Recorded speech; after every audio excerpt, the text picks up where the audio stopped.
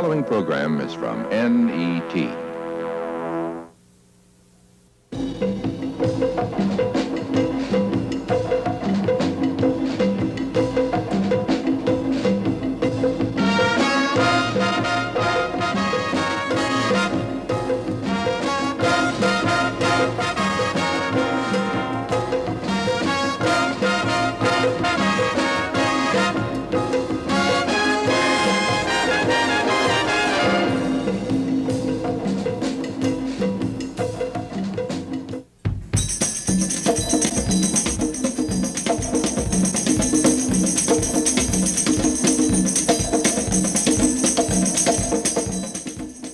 According to the dictionary, a clairvoyant is one who has the power of discerning objects not present to the senses. An astrologer foresees the influence of the stars upon human affairs or terrestrial events. Both of these fields are generally regarded as psychic phenomena. Are these practices forms of deception, or are they legitimate approaches to problem solving? And if they are, what meaningful relationship should a black psychic have to black people? We've asked a clairvoyant and an astrologer to shed some light in these areas. With me in the studio are Lillian Cosby, a well-known clairvoyant. Mrs. Cosby lectures at colleges and universities throughout the country. Jertha Love, one of America's foremost black astrologers with clients all over the world. Mr. Love is also a lecturer and is writing a book on astrology and black people. Sister Cosby? Number one, our society shuts us off. They don't want to accept us because we are psychics. They always feel that you're weird, you're an oddball, that you're somebody that creeped up out of the rug when you least expect them. But I always find it easy to get into the door when people know me as Lillian and not as a psychic. Then these things happen. I want people to know that this is so real, that I didn't study, I didn't go into this because it was my choice. Someone chosen to give me this gift long before I knew there was such a thing as a gift. When did you first know you had a gift? Well, I can think the very first time, I think it was about the age of 7 or 8. When at that time, I was really involved in a lot of social work in the Sunday school. And I have to say it was social because at that time, being a child, it couldn't be nothing else but a lot of fun. And it was fun to me. But the most striking event happened when I was 15. And that particular morning, I didn't want to go to school. And my mother insisted I go that day. And I told her why I didn't want to go to school. I told her that I was going to be caught in an accident and I didn't want to get hurt. And she felt that I was making this story up. Because all during those years, I had a habit of visualizing anything that I wanted to see or do, and I dramatized it, you know. So she figured it was one of my little things I was going through. And she insisted I go to school. And she gave me some car fare. And I was reared in a family that if you had a lie to tell, you better not tell it. So I took the money and I rode to school. And just as I was ready to step up on the curb, if anyone is familiar with Philadelphia, at 46 in Cheston, in that vicinity, I was hit by a truck. Jertha, how did you get interested in astrology? And what has it done in terms of shaping your life, making you accepted, rejected, etc.? Well, Tony, insofar as I can remember, my father was the first one who ever mentioned astrology to me. It seemed that in his travelings around in the country, he had occasion to work for some people who were following this ancient science. Incidentally, they were cattle raisers or milk cow raisers. And it seems that at this particular time, there was quite a bit of danger in the, as I understand it, of underland fever. It was found later that this came from the milk of the cows. And it appears that these people who were milk producers were following the stars, and they were milking the cows at a certain time in the evening, and that they were following the phases of the moon. And upon my father's question, they told him that it was the science of astrology that enabled them to get the milk at the proper time, and also they were pasteurizing it before anyone in the country were actually doing this, boiling the milk to more or less kill the bacteria. And so he sort of picked up a primary knowledge of astrology while working for these people, because I questioned him about it when he told me that I should study astrology. Heretofore, this knowledge has been kept hidden, as I referred to before, by the possessors of it. For instance, the world's greatest and most valuable collection of books on astrology is in the Vatican. And it's known among all astrologers that the Pope and the cardinals and these people are master astrologers. Well, why don't they teach Catholics if they're master astrologers? It is an occult science, as I said before, and occult means hidden. So therefore, in keeping with the occult laws, they have kept it hidden. For instance, in this country, for years, the definition of astrology was a pseudoscience. They sort of set up a type of dispute around this science. That is, to keep others from knowing what they were doing. You see, originally this science was originated by the priest. It is commonly known by modern astrologers who say that the sign Pisces rules the black people. This is a tragic and erroneous statement, because Pisces, as everybody knows, is a state of grace. It's a sign of regret, self-undoing, and sorrow, tears. And this might be one of the reasons that they have assigned this sign to the black people. All people have a sign assigned to them according to their native characteristics.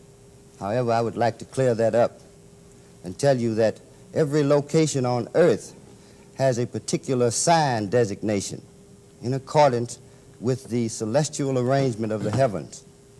Therefore, Cancer, ruling the area between the 40th south and 40th north location on Earth. Longitude and latitude? This is the latitude, going around the belt or the waist of the Earth, is under the sign of Cancer. And everybody knows that the so-called black man had his origin there. So consequently, he comes under the sign of Cancer. Therefore, the moon is his star to follow. It is the only star in the heavens that has no light of its own. It shines with the reflective light. It reflects the light of the sun. The moon is known as being rather mystical, sensitive, changeable, mutable, that is, taking on the characteristics of anything that it comes in contact with. It is known to have rather psychic powers. This meaning an interfeeling or sensitivity to things that are happening or things that are to come. It also rules the water as a mineral, or one of the principal elements that make up our universe. So this sign, therefore, I'd like to clarify today, is the sign which rules the black people. All right, if we are the things that you say, sensitive people, aware of the future, what is our future? Your future? As black people, what is our future? The future of black people is wrapped up in the basic characteristics of Cancer, which is the sign of civilization. Civilization, that is to say, those who do not make war, but feed and nurture the fruitfulness and the creativity of a people. It is a sign of the mother, since it rules the anatomical part of the body, the breast, which feeds us, which we all are fed upon. And I might call to your attention that in the natural sequence of the horoscope, this is the bedrock or foundation of the entire scheme of the world. The future is always projected by the phases and the movement of the moon. You've heard of the first quarter or the first phase of the moon. This is because of the moon passing between the sun and the earth, and it appears in different forms or shapes. Slivers, sort of crescent shape, and the phases are identified by the particular shape or appearance of the moon. It is known as the new moon, or the wasting moon, or the waxing moon, which is new. That is after the moon has apparently embraced the sun and then passed on with vitality, drive, and fruitfulness. Well, as Jethro was explaining about the moon, I was feeling that this is the time that the black people become,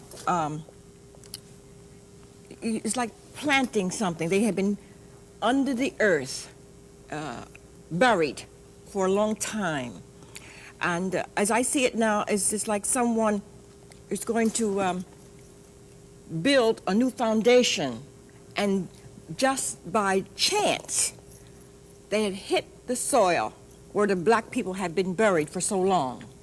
And they're turning it up now.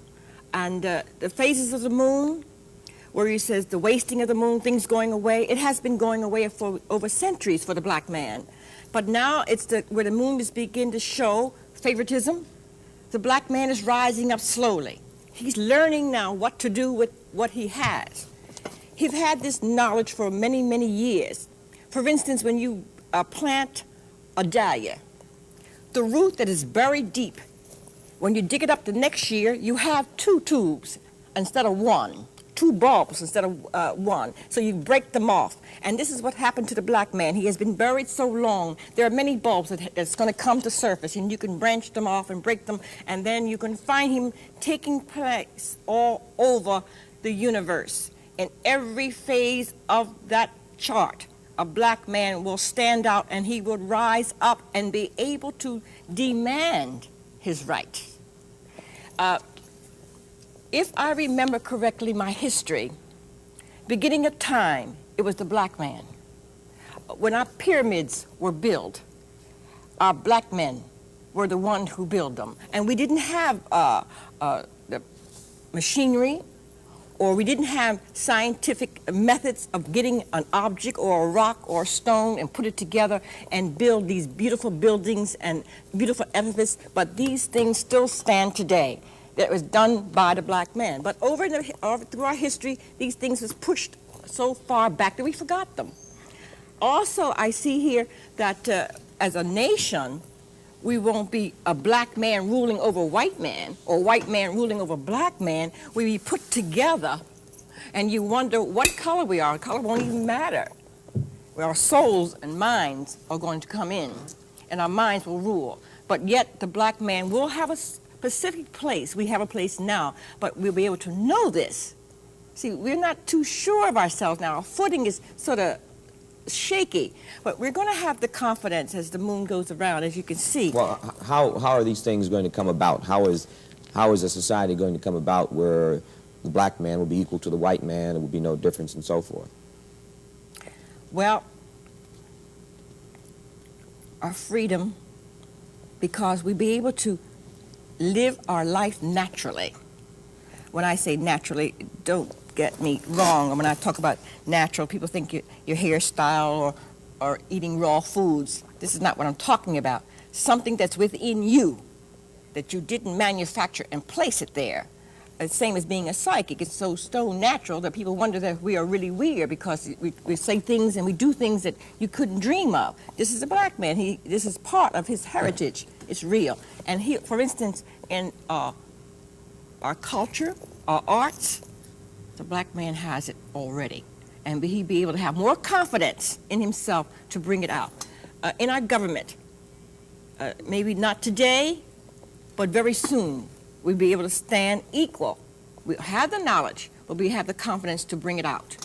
In our music world, there are the arts, again, we will bring it out. We have been doing it all along, and we have been giving our knowledge to someone else, and someone else has brought it out and exploited us. So this is one of the things that I see here. I don't know how to read these charts and the symbols, but I can just tell what I feel. Just confining ourselves to your specific kind of talent. Who do you think will be elected president 1972? Well, at this moment, it is quite questionable. Our President Nixon is doing a tremendous job, I say, in keeping into the public's eye, and that is also things he's doing is quite favorable and unfavorable. But being a politician, it was a very good move. Let me say this to you, making a very broad statement. If he becomes elected, I do not feel strongly that he would serve his 4 years. But there is Do you see some illness?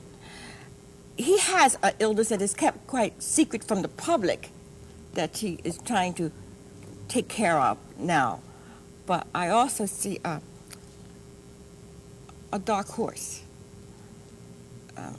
someone we don't know right now that will come up in the presidential election. What about the war in Vietnam? Well, there again, our president will make a very strong stand just before the presidential election to free our boys, to bring them home. But to me, I get it, it's coming home in one door, but war being another door, almost simultaneously. You mean we will get out of Vietnam and immediately become involved in another war? Well, when we say the word war, there's many kinds of wars. We have all kinds of wars now. The drug war, economy war, all kinds of war. Yes, there will be another war. But I want to say that we should be very careful far as Japan is concerned. I feel Japan is very restless now. The restless I feel is almost the restless that I think our nation felt in Pearl Harbor. And please don't misunderstand me when I make that statement. Pearl Harbor, I was in school at the time, but I can remember the rumbling among the students. And the rumbling I feel now is the same kind of feeling, but a different kind of war. What about Africa? What do you foresee as the future of Africa and international relations? Well, there's a lot of cleaning up to be done there before we can get that together. Africa has its own personal problems. And right now, the United States has theirs so much that I don't feel that the United States is going to be a great assistance to Africa or the kind of need or help that Africa should have. Africa is going to do a lot on their own. They're using their mind tremendously, trying to get their thing together. We, in the Western world, play short our concepts of what our mind can do. We're so busy using our body and our hands that we forget to use our mind, and that's going to defeat us. How do you mean defeat us? Well, we're being defeated now. When you see the drug war on, if that's not affecting our mind, I don't know what else is doing. All the other wars that affected our body has killed us and burned us and ground. So that didn't stop us. We still had more children and raised up more boys and girls to go to war, and we kept on raising up a nation. You think back when we talk about the coming of Christ or the coming of a Messiah. Well, you should stop and think and ask some of the people who lived here before 1914, what was it like? Before 1914? Yes, 1914. What was it like then? It was wars going on then. Then in 1940, the children that were brought into the world then. And then the war, Korean, now the war on drugs. All these things leading up to defeat a nation. And they said, and this all comes out in the Bible, in Revelation, rumors and rumors of wars. And each war is to break us down and tear us down and to take something from us so we won't have nothing left. And I don't think this has anything to do whether you're black or white. Then are you predicting the destruction of America? Absolutely. If we don't clean up this drug, we won't have a nation. Not America, a world. And this is what's happening. And we're not really facing facts. We're not even thinking that the Bible has anything to do with our nation. It does. It's telling us of our history, our heritage. And this drug on war is really taking a stronghold, and it's almost winning. The Bible is full of allusions, astrological allusions to the end of the world. It's actually inspired writings of men who had observed the phenomenons in nature, which there again is associated with the science of astrology. A lot of people say that 1994, is it? Yes, that is the What's supposed to happen in 1994?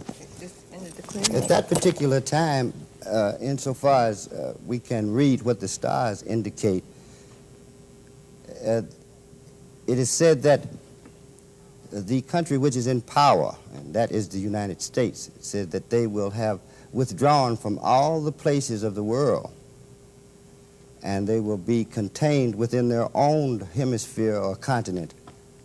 And then this particular hemisphere in which the United States exists will be rife with fire and war and strife until the new regime comes. This is predicted in Revelations as well as being indicated in the science of astrology. What do your stars tell you that the new regime will be? It tells me that it will be a regime of liberality, freedom, individual respect, science, a quite advanced scientific nation of people who will be ever peaceful and quite forward in their quest in space. It will be very scientific. It will be more objective. They won't be as so personal and so sociable as they are today, yet they will exist in a much more peaceful state. That is after the process of polarity is over. What does that mean? Going on today. Explain polarity to me. Polarity, to put it in common words, means a separation of elements from each other, which constitutes a positive or a negative side, which we have in all things. It's a natural process. This is what is going on among the black people today.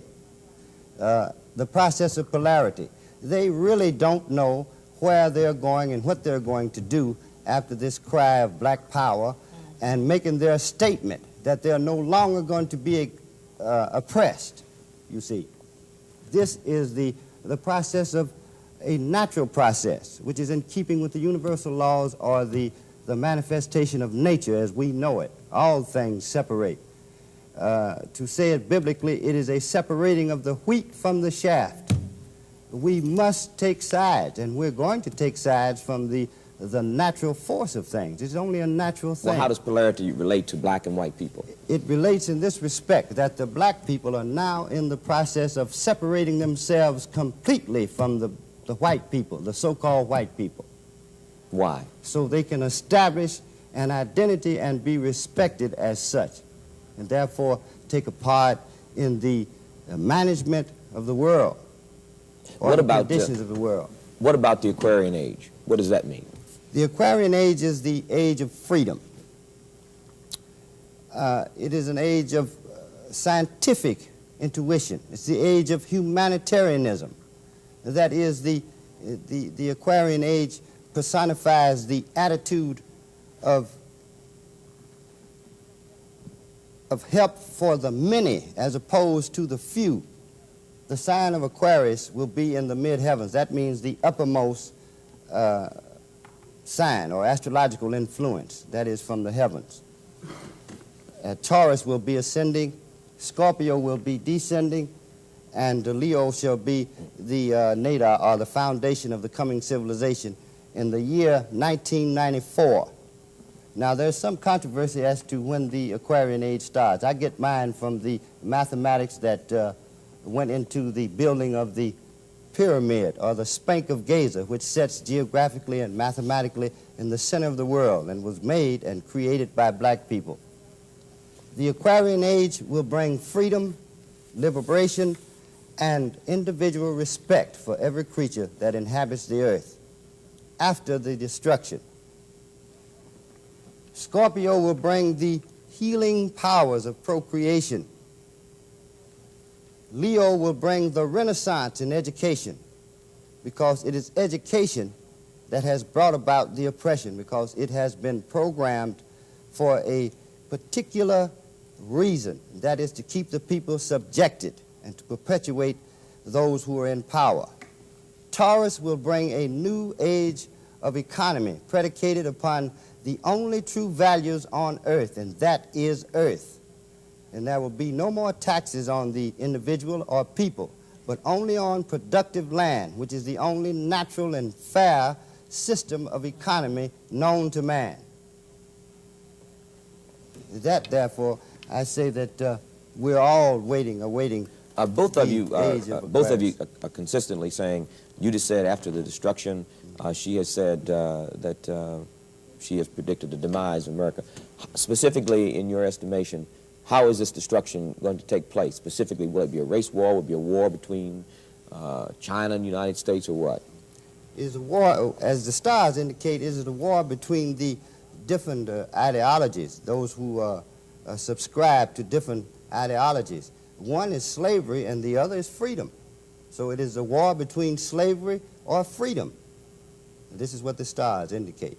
What do you see, Lillian? Well, talking with the freedom and astrological signs, this is true. If you notice, our society is playing down astrology or psychic ability, because once that we recognize it and use it to our benefit, we have opened up a great avenue.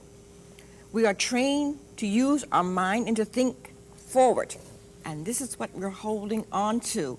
And if we pay no attention to society, we'll be able to branch out and become better people. Well, what should we do now? We should take definite sides. We should not straddle any issues. Astrology indicates this, which is the universal laws. Which side should black people take? They should take the side of identifying themselves with the cause of freedom for black people. They should take all of their talents and whatever their natural gifts are in this struggle for freedom. And therefore, they will win and be in a unique position of leading the world to spiritual and material and social happiness and strength, and power. This was an incident, that I remember when Ezekiel had a vision in the valley.